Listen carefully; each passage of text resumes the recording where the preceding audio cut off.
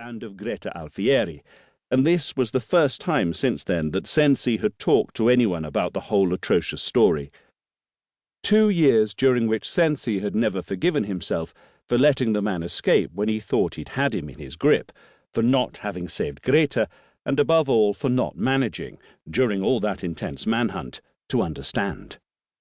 To see what was right in front of his face, and would have allowed him to stop Riordino before he'd left that trail of blood behind him. The Commissioner took a deep breath.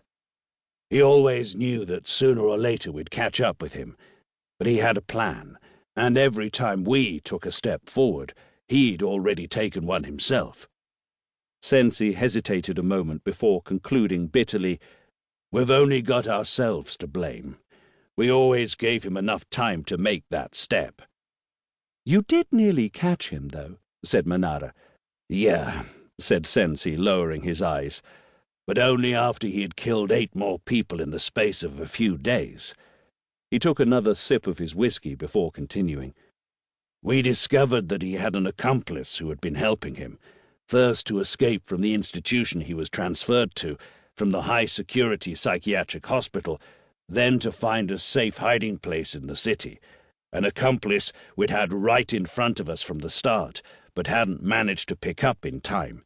Anyway, the long and short of it is that we discovered he was hiding Riondino, and that he was holding Greta Alfieri hostage there." "Were you and Greta close?" asked Manara. "Nowhere near as close as she and Claps were," replied Sensi slowly, emphasizing each word. "There'd been a very deep bond between them since the time he'd saved her life." He took another small sip. "Claps was with me that night when we all went over there, but the Riondino had already gone. It was probably only a matter of minutes, but we missed him. The house was empty and the accomplice's car had disappeared. It was sighted in Como less than an hour later, with Riondino at the wheel and Greta lying on the back seat as though she was sleeping." "She was already dead," remarked Christina Manara sadly. "When I did the autopsy, I didn't find any trace of smoke in her lungs." Sensi just nodded and turned his eyes away before continuing. "The sighting wasn't coincidental. Riondino wanted to be recognized. He planned it all out. He stopped at a petrol station and only set off again when he was certain that the manager had recognized him and seen Greta apparently sleeping on the back seat. With cars already on his tail, he took a back road that went through the hills to Switzerland, a narrow road full of bends, and the tarmac was slippery from the rain. It was pouring down that night." Sensi stopped for a moment to suppress the wave of emotion the memories were evidently causing.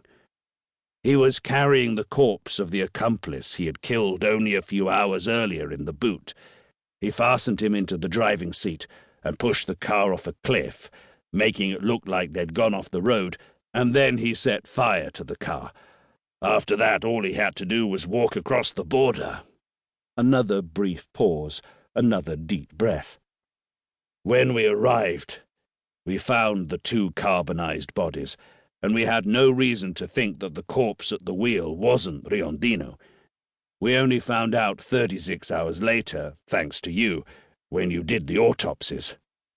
By which time it was too late."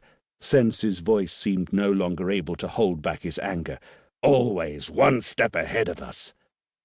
As though it were actually there before her, Christina Manara saw once again in her mind the X-ray of the teeth which had proved the burnt body she was examining was not that of Riondino. And in the meantime he'd got to Liechtenstein and his hoard. Almost 5 million euros in an encrypted account. And when we finally managed to get to that account 10 days later, it had already been closed and the money had been withdrawn. With all that cash, it wouldn't have been difficult for Riondino to disappear, maybe to some tropical paradise. "Without leaving any trace?" Sensi nodded. "More blood," he said gravely. "Of course, we were only able to reconstruct the chain of events afterwards, but a young Serbian woman disappeared in Wallenstadt, a Swiss town on the lake of the same name, just a few miles away from Liechtenstein and Vaduz. She was a